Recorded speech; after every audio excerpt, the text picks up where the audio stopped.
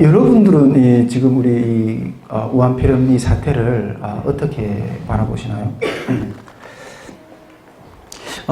네, 감사합니다.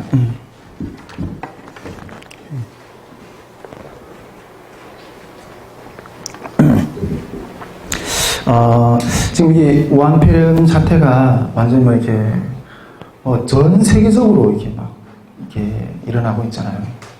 뭐 수그러드는 게 아니라 점점 더 이렇게 강력하게 번지고 있는 것 같은데, 이런 상황을 맞이해서 좀 이렇게 메시지들이, 이 우한폐렴에 대해서 대하는 어떤 교회들의 메시지들의 가운데 보면 이게 종말론적인 어떤 메시지들이 상당히 이게 많이 목사님들이나 또 주민 종들을 통해서 이렇게 많이 이렇게 선포되고 있다는 어떤 그런 생각이 좀 듭니다. 저희 교회도 분명하게 어떤 종말의 때가 그 어느 때보다도 이렇게 가까워오고 있다는 어떤 그런 마음을 무겁게 느끼고 있거든요. 그런데 우리가 이때 조금 주의를 할 점이 있다는 거예요. 예, 주의를 할 점이 있는데, 이게 잘못하면 좀 미혹에 빠질 수 있는 어떤 그런 상황도 이렇게 많이 이렇게 열려져 있다는 어떤 그런 생각이 좀 듭니다. 그래서 오늘은 좀 이렇게 이런 우한폐렴이나 이게 언역이 이렇게 막 이렇게 하고 뭐 여러 가지 뭐 지진과 이렇게 그 기근과 어떤 여러 가지 어떤 그런 현상들이 많이 일어날 때 이런 게 종말에 대한 어떤 메시지들이 이렇게 많이 이렇게 선포되는데, 이런 종말에 대한 입장을 우리가 어떻게 가지는 것이 건강한 건가, 어떤 그런 부분들에 대해서 요즘 제 한 주간 좀 이렇게 좀 생각하게 좀 했어요. 그래서 그런 부분들을 여러분들하고 조금 이렇게 좀 나눠야 되겠다는 생각이 좀 있습니다. 그래가지고 우리가 이런 때일수록 특히 이렇게 미혹의 영들이 상당히 이렇게 많이 이렇게 역사하기 때문에 이런 부분들을 우리가 잘 분별하고, 무엇이 우리 그리스도인으로서 이런 종말의 때를 건강하게 마주하는 어떤 자세인가 하는 부분들을 하나님이 지난해 저한테 주셨던 어떤 부분들 좀 나누려고 하거든요. 제가 이게 종말에 대한 어떤 그런 입장에서는 되게 좀 자유해요. 예, 제 입장에. 그런 부분들을 여러분과 좀 이렇게 나누고 싶은데,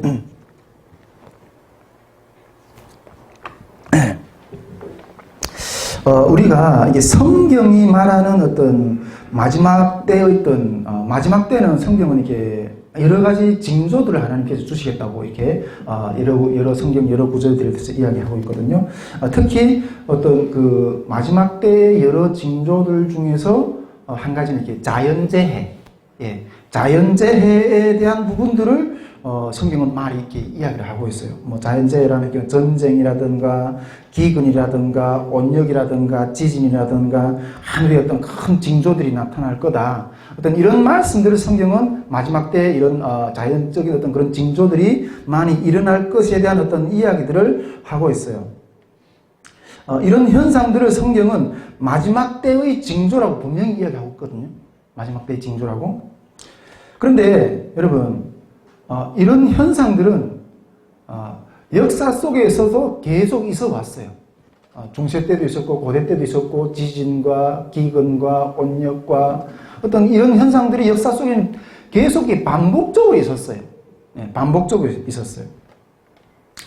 그러면 오늘날 우리가 지금 이렇게 이 우한폐렴으로 정말 이렇게 뭐 대한민국뿐 아니라 중국뿐 아니라 중국에서 시작한 이 우한폐렴이 대한민국을 휩쓸었고 온 유럽, 미국까지 이렇게 휩쓰면서 엄청난 어떤 그런 파급적인 어떤 그런 이렇게 현상을 나타내고 있는데, 그러면 이 오늘날의 이 우한폐렴, 이렇게 온역이라고 이야기할 수도 있는데, 성경이 말하는 표현처럼 온역이라고 말할 수 있는데, 이 오늘날의 이 우한폐렴, 즉 이 온역을 늘 역사 속에서 있어왔던 어떤 그런 케이스로 우리가 받아들일 것인가? 아니면 진정으로 주님이 재림의 시각이 급박하게 임한 어떤 그런 현상으로 우리가 마주할 것인가? 이런 심각한 어떤 문제를 마주할 것인가 하는 것들에 대한 어떤 이렇게 분별이 잘 안 설 수도 있거든요. 여러분, 이 문제를 오늘 좀 이렇게 좀 살펴보고 싶은 거예요. 우리가 만약에 역사 속에서 늘 있어왔던 일로 이렇게 대처를 한다면 우리 신앙이 이게 아니란 신앙으로 이렇게 살고 있다. 이런 것들을 이런 식으로 비판을 받을 것이고, 아니면 주님이 재림의 시각이 이렇게 급박했다. 어떤 이런 입장에서 받아들이면 또 이렇게 좀 이상시 여기는 어떤 그런 시각으로 또 이렇게 눈총을 받을 수도 있어요.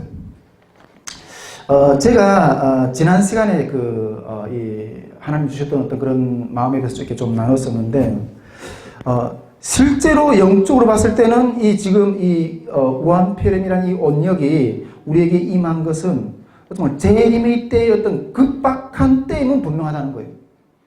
급박한 때임은 분명하다는 거예요. 그래서 제가 지난 시간에 뭐라고 선포했어요? 산으로 도망하라고. 산으로 도망하라고.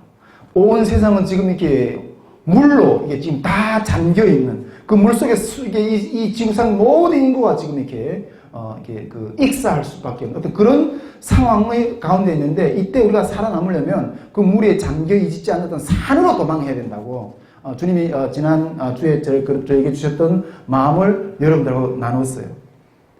여러분 그 마음에 대해서 이야기할 때 여러분들은 생각나는 게 없어요? 성경에서?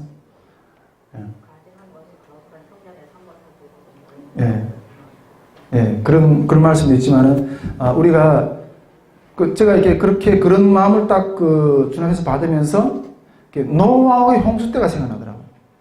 노아의 홍수도 이렇게 물로 멸망을 당했잖아요. 물로 이렇게 온통 이게 전멸을 당했다는 것들을 우리가 성경을 통해서 이렇게 아는데, 우리가 지난주에 제가 봤었던 그 마음을 딱 생각하면서 물에 온 세상이 잠기고 산으로 도망하는 어떤 그 모습을 딱 이렇게 생각했을 때, 이게 노아의 홍수 때를 이렇게 생각나게 하시더라고요. 노아의 홍수 때. 여러분, 이런 것이 정말 마지막 때라고 한다면, 이런 때에, 여러분, 우리가 시집 가고, 장가 가고, 재산을 부리고, 그 다음 시험생들 시험 준비를 하고, 이게 적합할까요? 당근 이게 세상이, 이게 멸망하려고 어떤 그런 시각이 있는데, 결혼하고, 장가 가고, 장가가 들고, 재산 부리려 하고, 시험 치는, 학생 시험 치는, 이런 것은 이게 적합한 행동이 아닌 거예요. 적합한 행동이 아닌 거예요.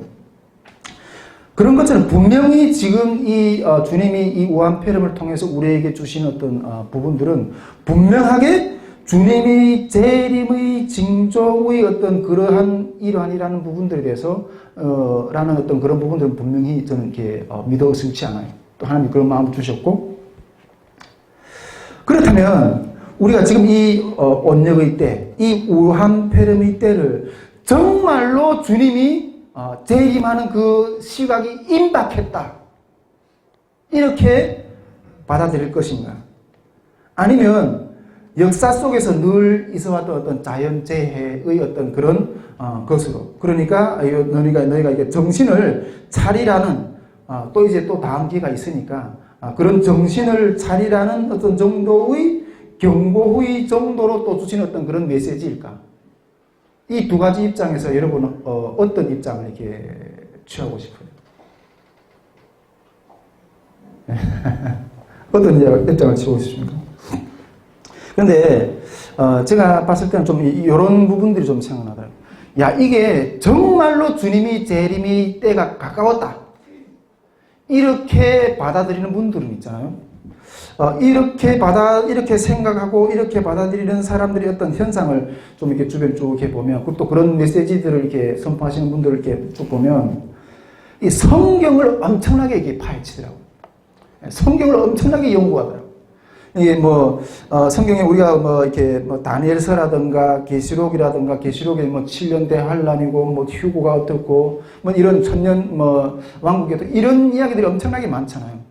이런 이 재림이 어떤 현상들이 이렇게 많이 나타날 때, 마지막 때 징조들이 많이 나타날 때, 이런 다니엘서, 계시록, 이런 것들을 이렇게 엄청나게 이게 파헤치면서 우리에게 어떤 위압감을 다가오는 어떤 그런 메시지 선포들이 상당히 많이 일어나더라고요. 제가 봤을 때 이게 재림이 때나 이런 것들 보면 어떤 그런 메시지들이 어떤 많이 이렇게 선포되더라는 거죠. 물론 성경을 연구하는 어떤 그런 부분들은 다 좋다고 저는 생각합니다. 앞으로도 저도 뭐 이렇게 그런 부분들에 대한 어떤 정리들을 시간이 될 때마다 좀 이렇게 기회가 되면 하려고 하는데, 그런데 이런 주님의 마지막 때에 대한 어떤 그런 경고를 하면서 이렇게 선포하면서 그러다 보면 이런 사람들 속에서 이렇게 극단적으로 나가는 어떤 종말론자들도 이렇게 많이 나오거든요. 극단적으로 나가는. 우리 옛날에 있은 이야기 있으면 이렇게 다미선교의 이장님 같은 1992년 10월 28일에 예수님이 재림한다고 그래서 다 그 예수님이 재림을 기다려. 어떤 이런 극단적인 종말론자들이 이렇게 많이 이런 때 이렇게 많이 나타나는 이런 이게 온역이나 지진이나 기근이나 전쟁이나 이런 것들일 때 이런 현상이 많이 나타날 때 이런 극단적인 종말론자들이 이렇게 많이 나타나는 것들을 이렇게 좀 보게 되는데, 요즘에도 이 우한폐렴이 이렇게 참고를 하니까 이런 종말의 메시지들에 대해서 이렇게 많이 선포되는 것들을 이렇게 좀 제가 이렇게 바라보게 되었습니다. 그런데 저는 이런 현상들을 보면서 좀, 100%는 아니겠지만, 제 마음 가운데 한꺼번에 이런 마음이 좀 들더라고요. 예, 이런 마음이 드는데, 어떤 마음인가 하면, 왜 예수님께 집중하지 못할까?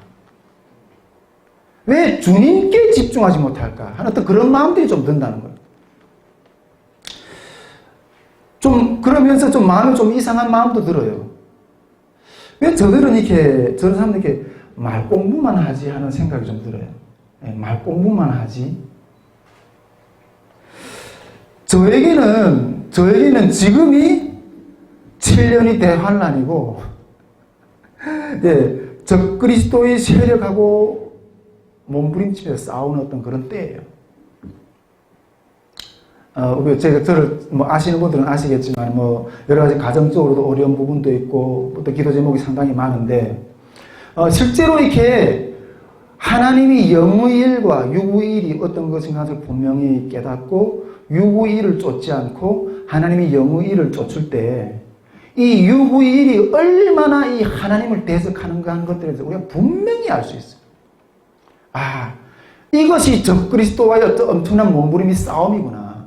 적그리스도와의 싸움은 물론 성경이 말하는 적그리스도가 이렇게 나타날 때도 있겠지만은 현재 이 적그리스도 영하고 내가 몸부림쳐 싸우는 이 싸움, 그 현장에서 피타게 싸우는 그 싸움, 피나게 싸우고 있다는 거예요.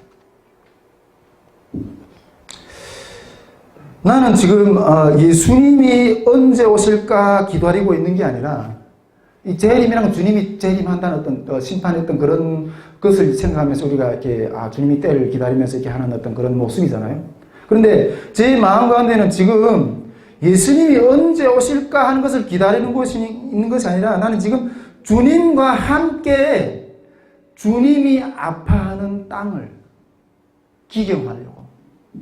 기경하면서 그 자리에 머물면서 기경하면서 주님과 함께 눈물을 흘리고 있다는 거예요. 눈물을 흘리고 있다. 그러면서 외치고 있어, 제 마음 가운데. 빨리 이 고통을 끝내게 해달라고, 주님. 빨리 이 고통을 끝내게 해달라고. 속히 이 육체를 벗고 주님과 함께 영원히 쉬고 싶어요. 쉬고 싶어요. 여러분, 어떤 사람이 이 주님의 그 재림을 더 간절히 사모할 것 같아요. 기다릴 것 같아요. 이렇게 징조의 어떤 그런 때를 보면서 주님이 때가 마지막 때가 왔다 이렇게 하면서 밖에 있는 주님을 향해서 어떤 공중에서 재림할 어떤 그 주님을 바라보면서 이렇게 그 주님을 간절히 사모하고 재림을 속히 바라는 어떤 그런 사람들하고 지금 현재 내 마음 가운데 주님이 일을 하면서 그 가운데서 고통 당하면서 힘들어서 주님 속히 이 고통의 짐을 좀 내려나게 해달라고 그러면서 걸어가는 사람의 두 사람 가운데서 누가 더 간절히 주님의 재림을 강구할 것 같으냐는 거죠. 여러분, 이것이 자기 십자가를 지고 주님을 따르는 자의 삶이에요. 자기 십자가를 지고 주님을 따르는 자의 삶이에요. 여러분, 우리가 계속 주님이 원하시는 그 자리에 가서 서야 되는 거예요. 주님이 원하시는 그 자리에 서는 거는 참 어렵거든요. 그 자리가 어려워서 힘들어가지고 그 자리에 못 서서 나 좀 더 가벼운 데 갈래. 또 다른 데 옮겨가고. 거기도 힘들어서 이것도 힘들어서 못 되겠어. 또 다른 데 가고.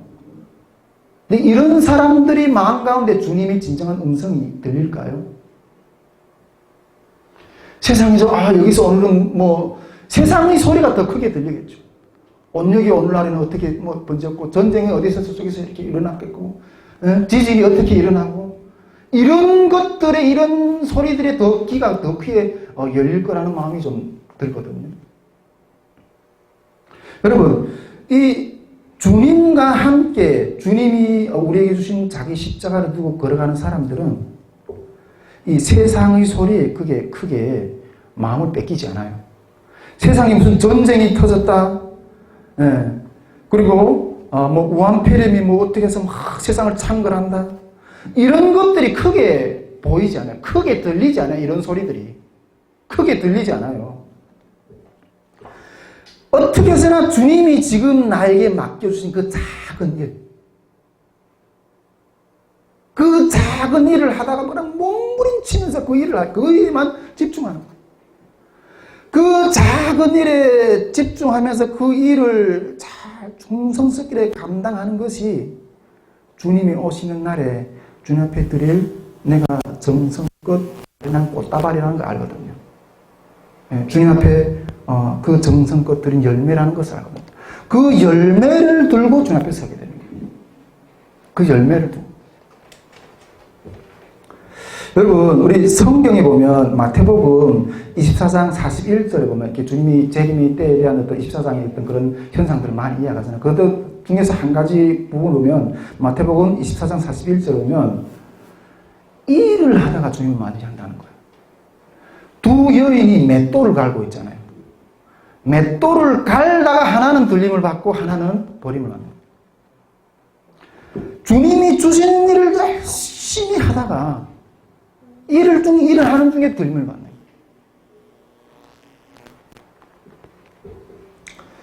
여러분, 주님은 우리 가운데 계세요. 우리 가운데 먼저 계세요. 주님은 시작과 끝이에요. 주님 안에 있는 게, 주님 안에 있으면 그런 이 마지막 때에 대한 어떤 그런 부분들이 자유한다니까요. 주님이 마지막이고 곧 시작인데, 주님이 내 마음 가운데 있으면, 그리고 주님이 원하시는 삶 가운데 그 자리에 서 있으면 마지막이라는 게 어떤 것이라는 것을 그냥 알아져요. 그 삶 자체가 종말론적인 삶이에요. 끝이 온다. 빨리 준비하라. 이런 소리에 그렇게 마음을 뺏기지 않는다는 거예요. 그러한 종말론적인 주님이 내 마음 가운데 계실 때 그 가운데서 그게 자유한다는 거예요. 자유한다는 거예요. 우리가 지금 우한폐렴이라든가 또 다른 어떤 그런 여러 가지 자연 어떤 현상들이 많이 일어날 거예요. 근데 이런 것들에서 중심을 잡는 것, 마지막 때의 주자로서의 삶의 중심은 주님이 내 마음 가운데서 함께 하시고 주님이 원하시는 자리에 가 있는 거예요. 그 자리에 있는 그 고통이 얼마나 주님과 함께 걸어가는 그 십자가의 고통이 얼마나 무거우면 주님 속히 와달라고, 주님 속히 와달라고, 이런 간절히 주님이 외치는 자의 그 외치는 자의 소리하고 주님 밖에서 주님이 재림이 임하다, 우리가 다른 거 다 치워주고 주님 맞이하자, 이런 사람의 찾는 외침의 차이가 달라요. 우리는 그 주님이 원하시는 그 마지막 때의 주자로서의 그 주님의 어떤 원하시는 자리에서 일을 하다가 맷돌을 갈다가 주님이 언제 임할지는 몰라요. 우리가 맷돌만 열심히 우리에게 맡기신 일을 하다가 주님이 우리를 들리시는 날에 주님과 함께 공중에서 주님과 그런 잔치를 참여하는 어떤 그런 자들이 되어야 된다는 거예요. 이게 제가 봤을 때는 이것이 마지막 주자의 마지막 때의 그리스도인들은 건강한 어떤 그런 마지막 때를 대하는 사람의 어떤 그런 자세가 아닌가. 좀 그런 생각을 좀 이렇게 지난 신앙생활 동안 그런 것들도 마지막 때는 우리가 어떻게 해야 되나 이런 부분들을 생각하면서 그런 부분들을 정리했고 이번에 또 이렇게 우한폐렴 이렇게 막 참고를 하는 것 가운데서 이렇게 마지막 때에 대한 어떤 그런 메시지가 많이 이렇게 선포되니까 이걸 좀 이렇게 우리가 좀 같이 좀 기도해서 나누어야 되겠다 하는 어떤 그런 생각을 좀 하게 되었습니다. 이게 우한폐렴이 아무리 참고를 한다 할지라도 우리가 주님과 함께 주님이 주신 그 사명의 자리에서 끝까지 승리할 수 있는 저와 여러분 되기를 주님으로 축복드립니다. 우리 지난 시간에 요게 좀 비춰주시죠. 지금 우리는 오늘 뭐 이게 또 처음 오시는 분들도 있으니까 또 한번 그림을 좀 더 설명을 드리면요. 지금 우리가 이게 서독하고 동독의 어떤 그런 역사들 쭉 지금 진행을 보고 있습니다. 조금만 좀 줄여주십시오. 지금 지난 시간 우리가 동독에서는 울리브리트까지 이렇게 좀 봤고 지난 시간 우리 서독의 지금 슈미트 총리의 이렇게 뭐 외교 정책, 뭐 동방 정책, 뭐 이런 부분들을 지금 쭉 살펴보고 있습니다. 슈미트 시대를 살펴보고 있는데 슈미트 호네커 시대를 살펴보고 있는데 지난 시간에는 슈미트의 외교 정책까지 우리가 살펴봤습니다. 오늘은 슈미트의 동방 정책, 동방 정책을 어떻게 진행했는가 하는 부분들, 그 다음에 슈미트 시대의 군사 문제를 어떻게 다뤘는가 이런 부분들을 좀 이렇게 살펴볼 건데 슈미트 동방 정책에서는 동독과의 민간교류 지속한 부분들을 어떻게 지속했는가 이런 부분들, 그리고 슈미트의 동독과 민간교류의 자세가 어땠는가, 그리고 통일 정책에 대한 동독의 자세는 또 어땠는가, 그리고 동서독의 상주 대표부를 설치하는데 이 부분에 대해서 좀 이렇게 볼 거고요. 우리 슈미트 시대의 군사 문제는 국력에 대한 서독의 입장이 어땠는가, 그 다음에 초기 슈미트의 안보관이 어땠는가 하는 부분들, 그리고 슈미트의 안보관이 이게 전환이 되거든요. 이런 전환 부분, 그 다음에 소련의 어떤 SS-22 중거리 미사일 배치와 서독의 대응, 그 다음에 슈미트가 이런 안보 정책의 한 부분에 있었던 그런 평가, 이런 식으로 오늘 뭐 이 정도의 내용을 여러분들하고 같이 좀 이렇게 살펴보도록 하겠습니다. 먼저 슈미트의 동방 정책에서 첫째는 동독과 민간교류를 이렇게 지속한 부분들을 이렇게 좀 살펴볼 건데 이 슈미트 시대에는 어떤 새로운 어떤 동방 정책을 뭐 또 이렇게 막 내놓고 그러지는 않았어요. 기존의 어떤 기존에는 여기 조금 당겨주십시오. 네. 기존에는 이 아데나워 시대는 이렇게 우리 보면 동방 정책을 보면 동방 정책이 여기 없네요. 아데나워 시대, 그다음 아데나워, 그다음 에르하르트 시징크 이런 시대에는 할슈타인 정책이라고 어떤 이렇게 그런 할슈타인 정책을 이렇게 동방 정책을 기조로 삼고 진행을 했었잖아요. 근데 이 할슈타인 정책이라고 했을 때 이 할슈타인 정책은 이게 동독하고 다시 좀 설명드리면 이게 동독하고 이게 교류하는 나라들은 서독하고 이게 외교 정책을 이게 외교 관계를 맺을 수 없다 하는 것이 이게 그 할슈타인 정책이었는데 이런 정책을 하다 보니까 이게 그런 소련이라든가 동부 유럽 나라들하고는 이렇게 그런 교류가 꽉 막혔겠죠. 그러던 것이 이 브란트 시대에 슈미트 전에 이게 브란트 총리가 있는데 브란트 시대에 이렇게 본격적인 이게 동방 정책을 이렇게 진행을 하잖아요. 그런 내용들을 우리가 앞에서 배웠어요. 그러니까 본격적인 동방 정책을 실시하면서 소련과의 어떤 관계도 틔우고 동부 유럽과의 어떤 그런 관계도 틔우고 특히 이 동독과의 어떤 그런 교류들을 이렇게 많이 열어갔잖아요. 예. 그런 어떤 동방 정책을 하면서 적극적으로 개선했어요. 그러나 이 동방 정책의 모습이라는 것은 실질적으로 들여다보면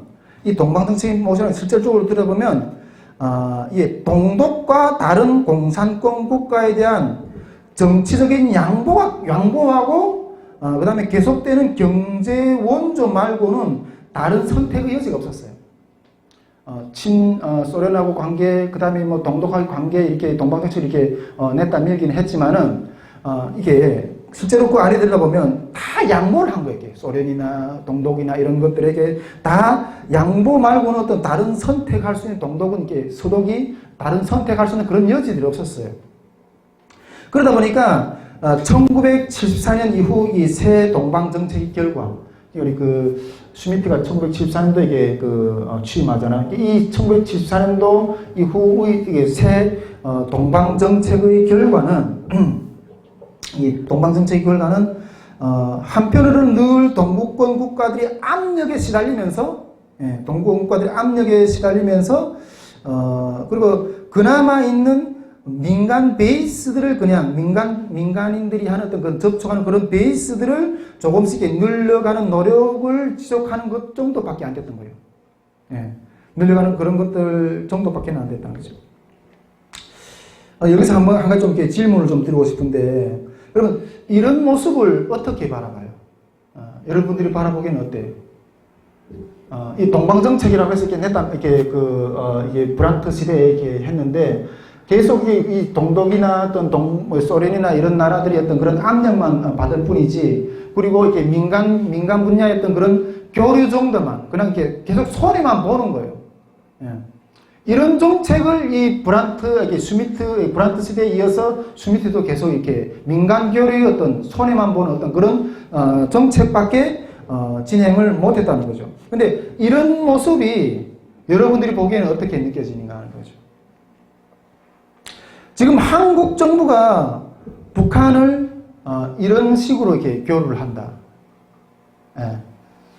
물론 지금 미국이나 우리 보수 계층들이 이렇게 그런 것들을 상당히 이렇게 강력하게 반대를 하기 때문에 문재인 정부에서 북한하고 어떤 그런 교류들은 이렇게 진행이 되지 못하지만은, 만일 북한이 막 미사일도 쏴대고 핵무기도 막 이렇게 막 쏴대는데 우리가 그럼에도 불구하고 뭐 이렇게 민간 교류를 하면서 북한을 퍼준다. 이런 입장이라면 우리는 열받겠죠. 근데 지금 동독은 지금 그렇게 하고 있어요. 슈미트 시대, 진보정부 시대에 슈미트는 그렇게 진행하고 있다는 거고. 자, 그러면 이 슈미트가 이런 저자세로도 이렇게 동독하고 있던 그런 교류를 진행하는 어떤 그런 자세가, 왜 그러면 이런 저자세를 가지고도 이런 민간 교류를 했는가 하는 어떤 그런 자세에 대해서 좀 살펴보기를 원하는데, 이 저자세를 하면서도 슈미트의 밑바탕에는 어떤 생각이 깔려져 있는가 하는 것들을 좀 이렇게 들여다보고 싶은데, 1976년 12월에 슈미트는 연방 하원 보고서를 이렇게 동방하고 동독하고 이렇게 이런 교류하는 그런 과정 가운데서 그런 결과 보고서를 이렇게 발표하는 자리에서 동독과의 관계 현황 보고서를 그는 거기서 이렇게 그런 발표를 하거든요. 그러면서 교류 상황에 대해서 물론 여러 가지 이야기들을 해요. 일단은 뭐 인적 접촉이라든가 여행과 방문, 그 다음에 자산 문제, 정보 교환, 통신 개선, 동독하고 이런 상당히 많은 부분들이 개선된 부분들에 대한 이야기들을 쭉 이렇게 결과서를 보고하면서,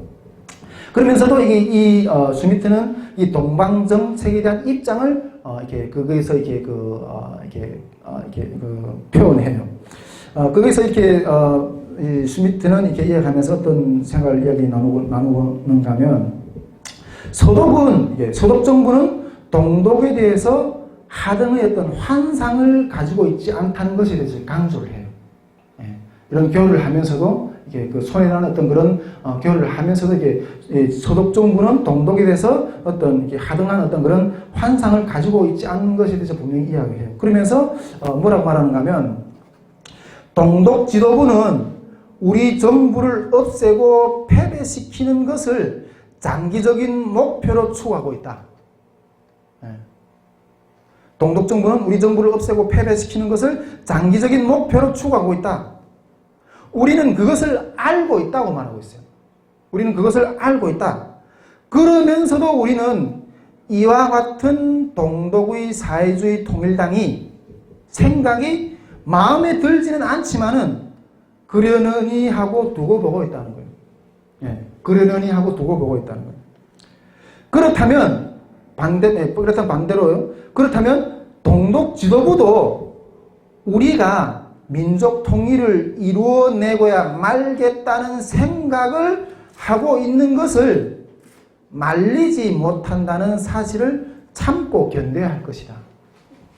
참고 견뎌야 할 것이다. 이렇게 이야기하고 있어요. 이 슈미트의 말을 보면 어떤 내용이에요? 동독도 서독이 무슨 생각을 하고 있는 것을 알면서 교류를 하고 있다는 거예요. 서독도 동독이 무슨 생각을 하고 있는 것을 알면서 이런 교류를 하고 있다는 거예요. 동독은 동독은 서독이 무너지기를 이렇게 바라고 있고, 서독은 동독을 이렇게 민족 통일을 해내겠다는 어떤 그런 생각을, 속셈을 가지고서 서로 이런 교류를 하고 있다는 거예요. 예. 이게 손해보는 어떤 그런 교류를 하는 것 같지만은 서로 그 마음 가운데 그런 속심을 서로 가지고 있고, 그런 속심들을 서로 알고 있다는 거예요. 그러면서도 서로 참는다는 거예요. 서로 참는다는 거예요. 속내를 알면서도. 여러분, 이 스미트의 이런 생각을 가지고 하는 어떤 동방교류, 동독과의 교류가 현명하다고 생각하나요? 현명하다고 생각합니까? 현명하다고 생각하는 사람은? 우리 송혜세라 목사님 어떻게 생각해요? 현명하지 않습니까? 어떤 면에서는 이게 우리가 이런 식으로도 표현할 수 있는데, 이게 적과의 동침, 뭐 이런 말도 있잖아요. 적과의 동침.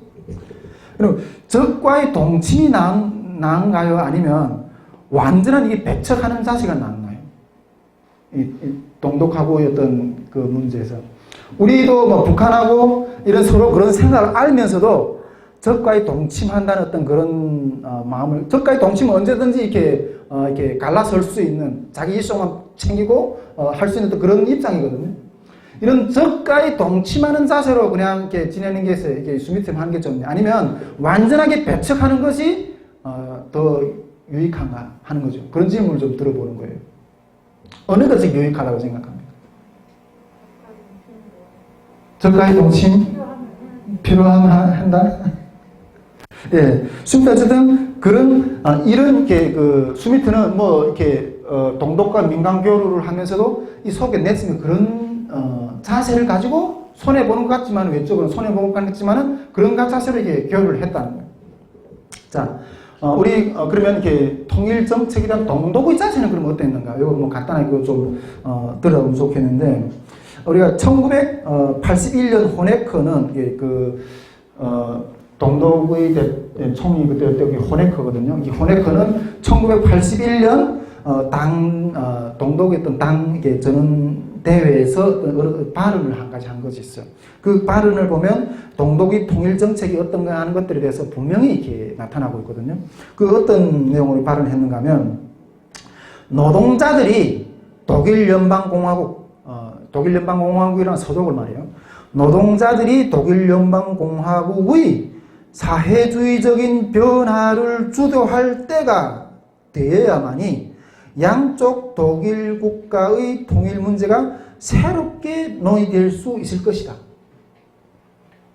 그렇게 됐을 때 우리가 어떤 결정을 할 것인지에 대해서는 의문의 여지가 없다는 거예요. 동독이 이게 그 통일의 시점에 대해서 생각하는 것은 이 서독이 노동자들이 세상이 돼야만이 그때는 가능하다는 거예요. 이 동독은 분명하게 어떤 그런 생각을 가지고 있었어요. 그러니까 서로가 어떤 적대적인 어떤 그런 이데올로기 어떤 생각을 가지고 있으면서도 이런 교류를 했다는 거예요. 교류를 했다는 거예요.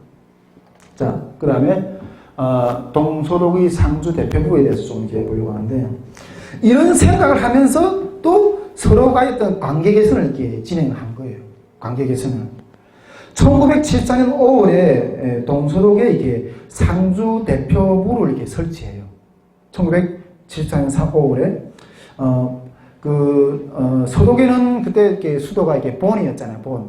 본에 그 동독의 상주 대표부를 설치하고, 동독에는 이 동베를린에 그 서독의 상주 대표부를 이렇게 설치해요.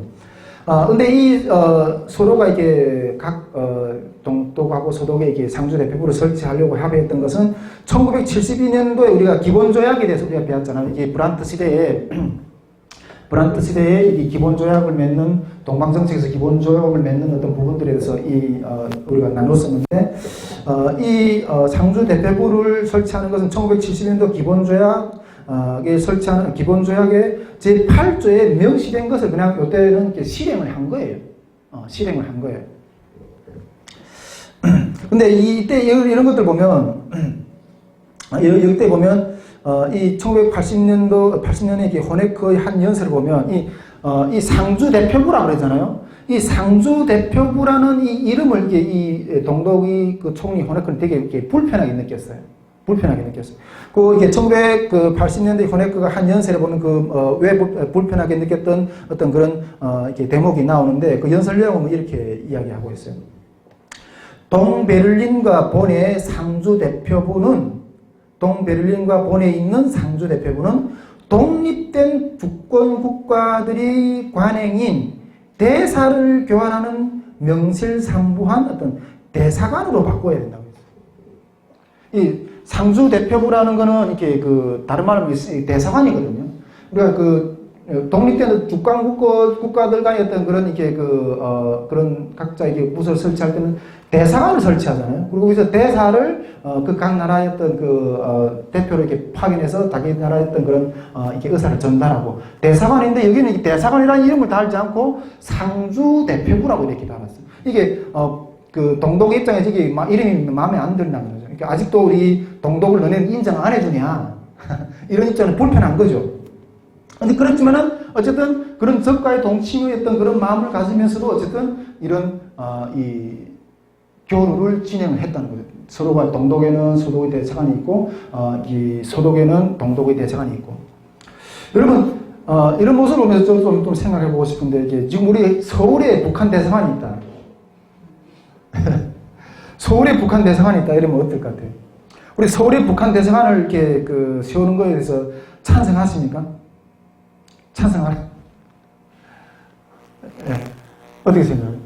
우리 정수 간사님 어떻게 생각해요? 서울의 북한 대사관 생각해보면 근데 생각해야 되는데 이게 실질적으로 이건 실질적으로 우리가 전진하는 모습인데 생각해봐야 되는데 우리가 네, 생각하십시오. 근데 동독은 이렇게 했다니까요. 네, 독일은 그렇죠. 네. 서독에도 서독에도 동독 도서관이 있고 동독에도 서독 도서관이 있는 거예요. 할 만한가요? 이 정권에서는 안 하고 싶어요. 안 하고 싶어요. 네, 어쨌든 우리 이건 통일의 걸음에서 실질적으로 걸어나가는 걸음인데 독일은 저런 모습을 가지고 있었다는 거예요. 네, 그런 부분들을 좀 이렇게 생각해 보고요.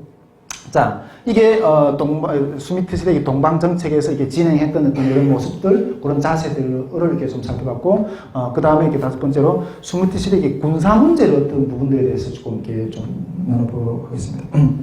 첫 번째로 이 스미트 시대의 군력에 대한 서독의 입장에 대해서 조금 이렇게 들어보고 싶은데, 군력, 서독의 군대의 어떤 그런 힘, 어떤 그런 자세. 이런 자세에 대한 어떤 서독의 입장을 먼저 들여다보면, 서독은 이렇게 나토 회원국이잖아요.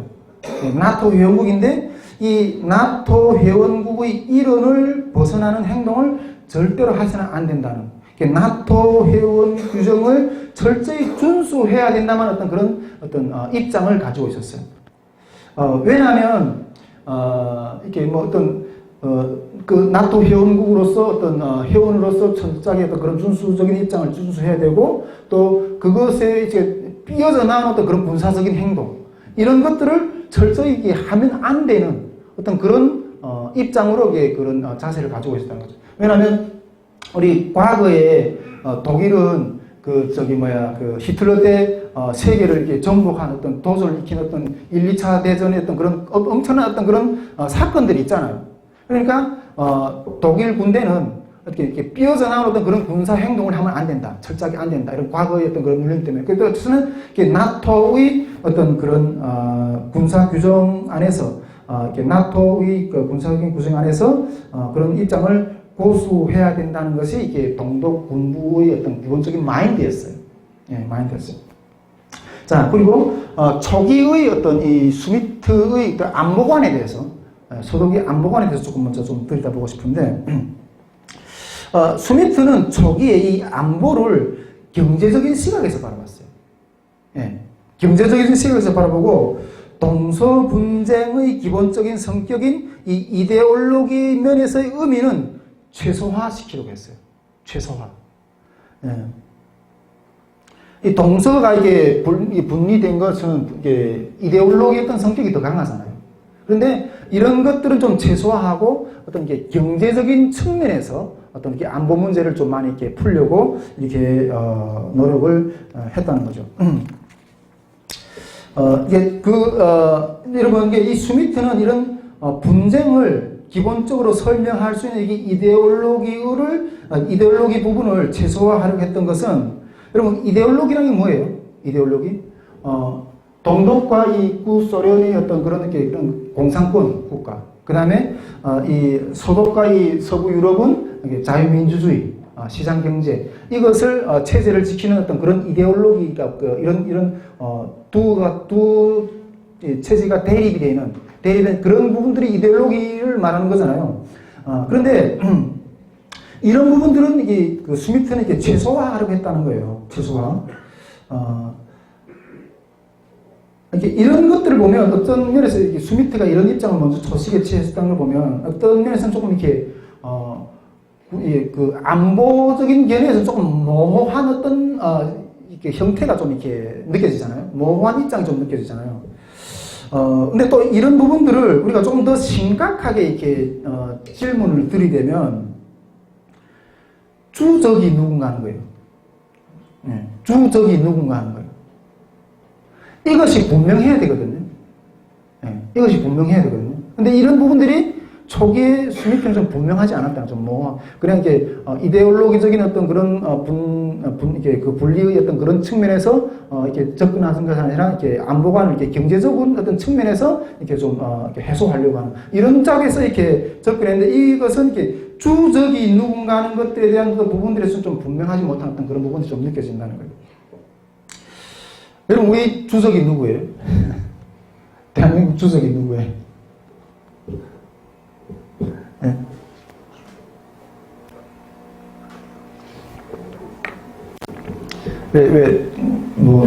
아무 데나 없어요. 우리 대한민국 주적이 누구예요? 북한인가요?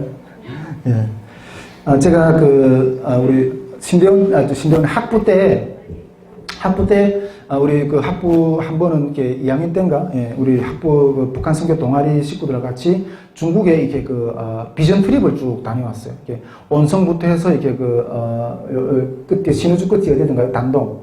이렇게 쭉 그 국경 쭉 지나면서 이렇게 한번 비전 트립을 다녀왔는데 한번 그 두만강 현변 그쪽인 것 같아요. 그쪽에 우리 비전 트립 그때 한 30명 정도 우리 그 신학교생들이 같이 갔거든요. 남녀 이렇게 조를 짜가서 우리 조를 이렇게 프로그램을 만들어서 갔는데 그 두만강 현변 이렇게 또 딱 아마 비전 트립 그 코스 가운데 이렇게 두만강 어떤 그런 주변이 있었어요. 그리고 딱 나갔는데 그 강폭이 내가 봤을 때 한 20m도 안 됐을 것 같아요.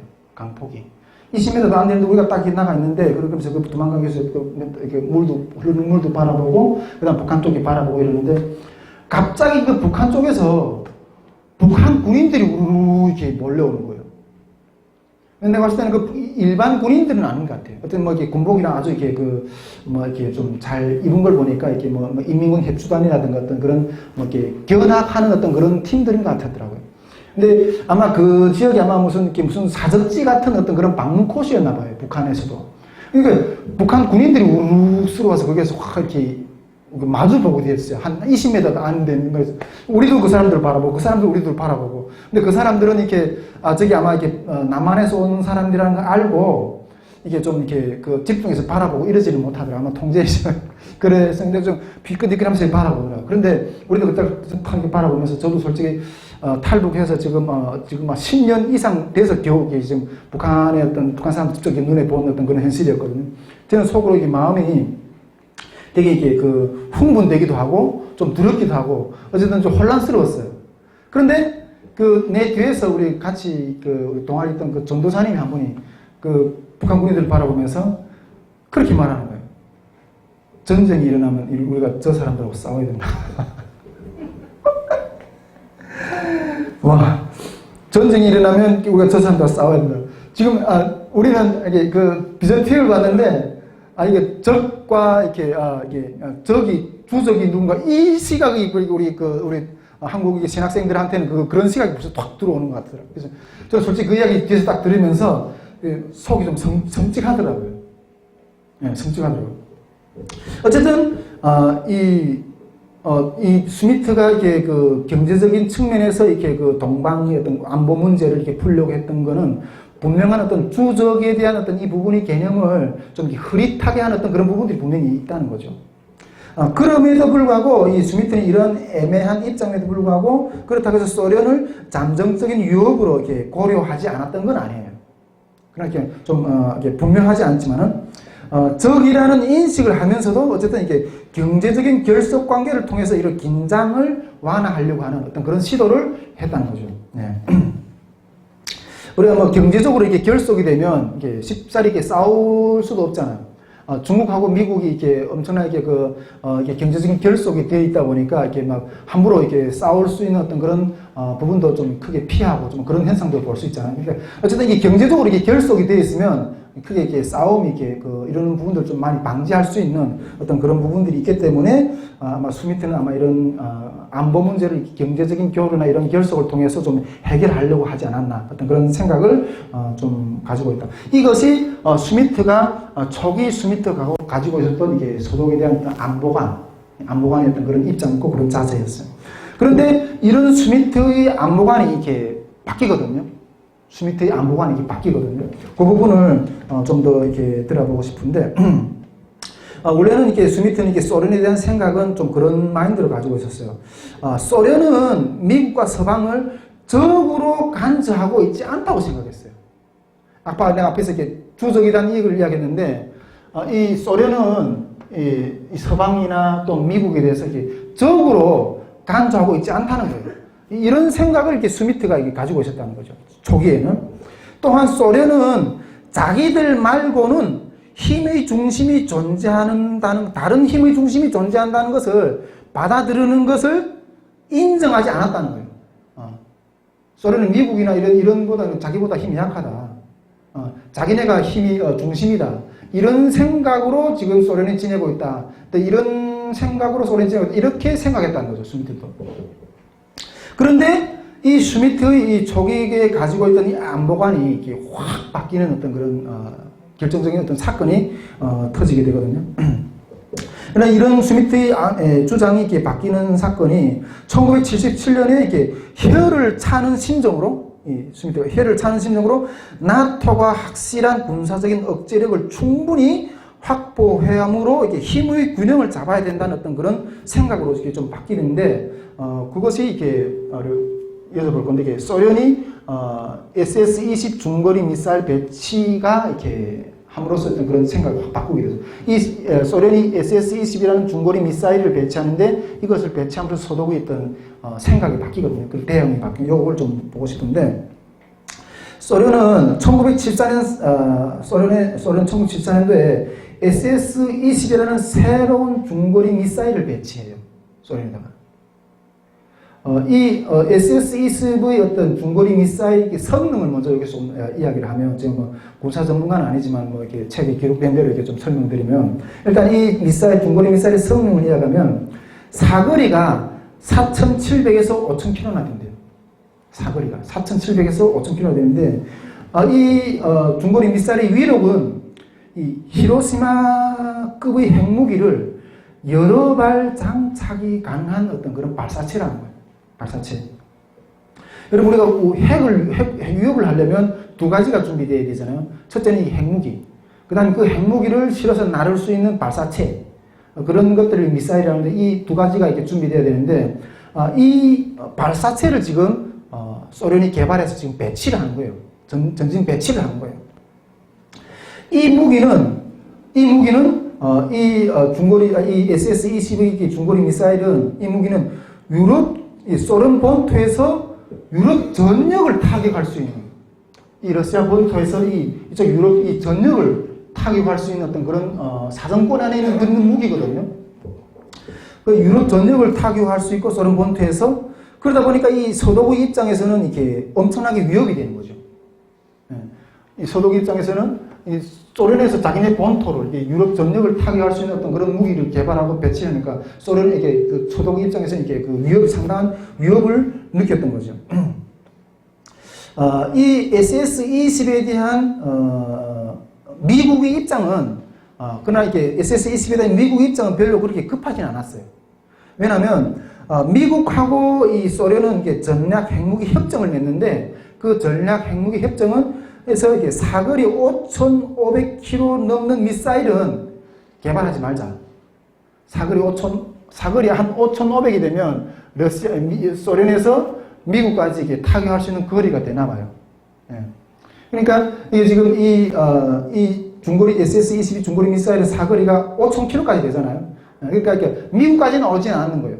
어쨌든 유럽 전체는 타격할 수 있는데 미국까지는 오지 않는. 그러니까 미국이 그렇게 뭐 별로 이게 별로 이렇게 급하진 않았던 거죠. 또한 이렇게 미국은 또 그런 무기를 위해서 충분한 어떤 방어 능력도 가지고 있었던 어떤 나라이고, 미국은 이러한 미국이 보유한 어떤 해상 전랑 전략 무기를 가지고 핵을 장착한 어떤 항공기로 이런 소련의 무기를 이렇게 대응할 수 있는 어떤 그런 능력이 이미 있기 때문에 미국은 그렇게 소련이 이 미사일의 개발에 대해서 그렇게 급해한 어떤 마음은 있지 않았던 거죠. 그러나 소련이 이 SS-20을 배치한 목적은 분명해요. SS-20을 배치한 목적은 분명한데 이 군사적 목적은 이런 무기를 개발함으로 인해서, 이 미사일을 개발함으로 해서 소련이 군사력을 이렇게 통해서 서부 유럽에 대한 미국의 개입을 막으려는 거예요. 서부 유럽에 대한 미국의 개입을 막고 서구를 미국으로부터 이렇게 떼내기 위한 어떤 그런 분명한 어떤 목적이 있었던 거예요. 이걸 개발해서 배치한 거는. 그러니까 이런 상황에서 이 서독이 이렇게 급해난 거죠.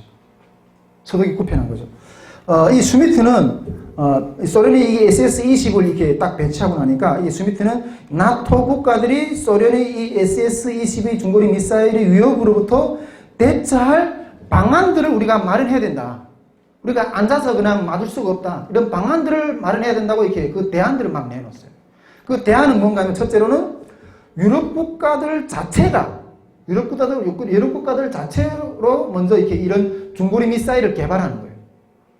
네, 중거리 미사일. 그런데 이런 미사일을 개발하는 것들이 이렇게 그 국제 협약을 통해서 이렇게 제한이 되어 있거든요. 우리 대한민국도 미사일 사거리를 이렇게 너무 멀리 못 가게 이렇게 제한시켜 놨잖아요.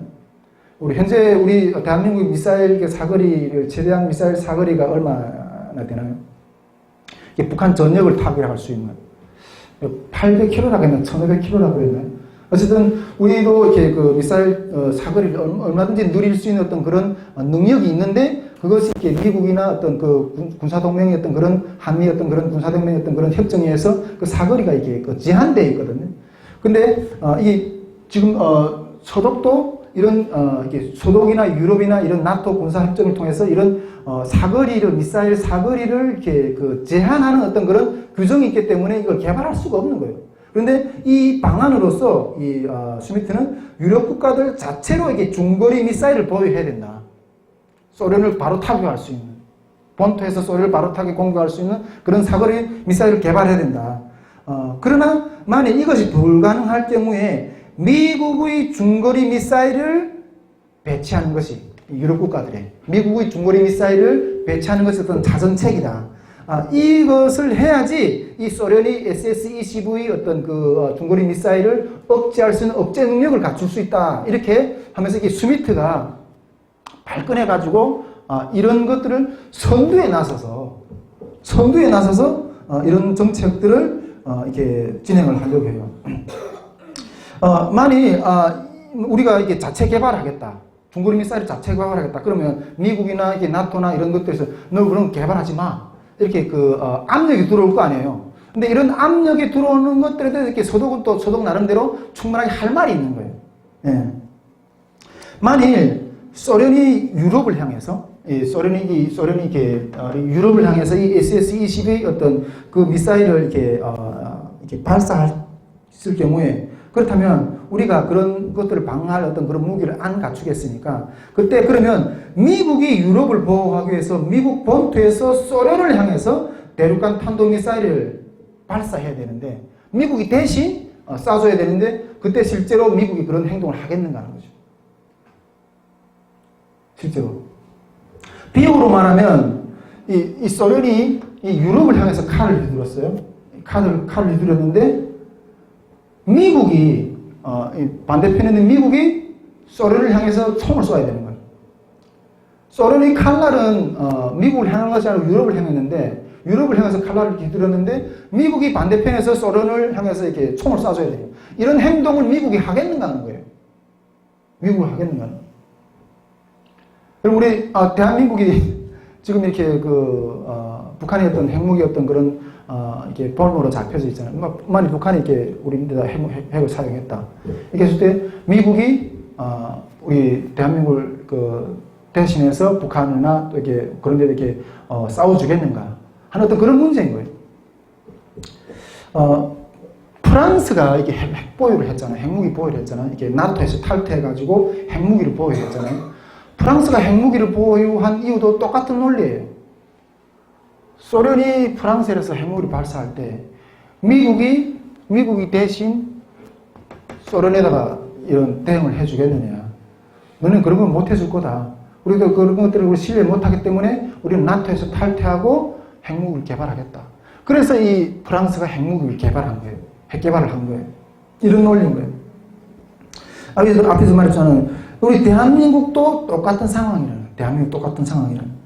한국에서 미국이 손을 떼기 위해서 이게 북한이 핵 개발하는 목적은 한국에서 미국이 손을 떼기 위함이라는 거예요. 우리 입장은 우리가 핵무기를 개발하지 않겠으면 미국이 이걸 해결해 달라는 그거죠. 미국이 해결해 달라는 거죠. 우리가 이게 이런 미사일이나 미사일 사정거리 느리고 그 다음에 이렇게 핵무기를 개발할 어떤 자체 능력이 없어서 개발하지 않는 것이 아니라 미국이 그런 것들에 대해서 족쇄를 이렇게 묶어놨기 때문에 우리가 개발하지 않는 거고. 그런데 북한은 핵무기를 개발하고 그럼 너네가 우리 족쇄를 묶고 있으면 너네가 이 북한 문제를 해결해 달라. 그런 것이 우리 한국의 입장인 거죠. 지금 이 스미트는 이 소독은 똑같은 상황인 거예요. 이 중거리 미사일을 우리 스스로 개발하든지 아니면 미국이 이 동일한 중거리 미사일을 여기다 배치해달라. 이걸 두고 나온 거예요. 두고 나온 거예요. 배치했을까요? 예, 배치했어요. 스미트가 이 미국을 엄청나게 이렇게 설득을 해가지고 스미트는 이 중거리 미사일을 미국의 중거리 미사일을 이 소독에다 배치를 해요. 그래서 1983년 12월에 소독 영토 내에 퍼싱2, 미국의 어떤 퍼싱2라는 미사일을 배치하게 돼요. 전진 배치를 하게 돼요. 배치를 하게 돼요. 이것을 이끌어내기 위해서 스미트는 미국하고 엄청난 협상을 해요. 엄청난 협상. 나중에 우리가 이 정치판에서도 어떤 일이 있었냐는 것들에 대해서 좀 배울 건데, 이 스미트는 이게 진보 정부잖아요. 브란트도 이게 진보 정부고, 이게 진보 정부인데, 한쪽으로는, 내가 이게 스미트의 동방 정책을 이렇게 계속 교류를 했다. 이걸 욕할 수가 없는 게, 이 소련과 이 동방의 어떤 군사 안보적인 면에서 대등한 어떤 군사 어떤 그런 균형을 맞춰놨다는 거예요. 맞춰놓고 이런 경제 교류를 했다는 거예요. 이런 면에서 우리가 이 슈미트의 어떤 정책에 대해서 이게 높이 평가할 수밖에 없는 거예요. 우리도 대한민국이 얼마든지 북한하고 이제 소독이 일했던 것처럼 이렇게 상주 대표부라든가 어떤 그런 대사관에 대한 설치를 해야죠. 그런데 그런 설치도 하고 얼마든지 어떤 교류를 하는 어떤 그런 것들을 해야지만은 그 전제 조건은 북한이 핵 개발을 우리도 핵 개발을 해야 돼요. 서로 핵을 가지고 있으면 핵을 가지고 있고. 이런 동등한 입장이 되었을 때 이런 경제 교류나 이런 것들이 얼마든지 가능하다는 거예요. 우리 지금 문재인 정부의 어떤 이렇게 이런 사드는 공격무기 아니잖아요. 방어무기잖아요. 사드를 넣는 것도 그렇게 뒷걸음 치면서 안보 문제에서 좀 대등한 어떤 그런 것들을 끌어못 내면서 경제 교류를 한다. 이런 것들 때문에 보수 진영으로부터 이게 이게 동의를 못 얻는 거죠. 이 스미트가 이런 정책을 쓸 때 나중에 정치적인 보겠지만은 이 보수 정당들의 지지를 상당히 많이 받아요. 예. 스미트는 진보 정부의 총리였지만은 이런 아주 건강한 어떤 그런 외교 정책, 동방 정책 어떤 것들을 실행을 했다는 거예요. 예. 오늘 뭐 이 정도만 나눕시다.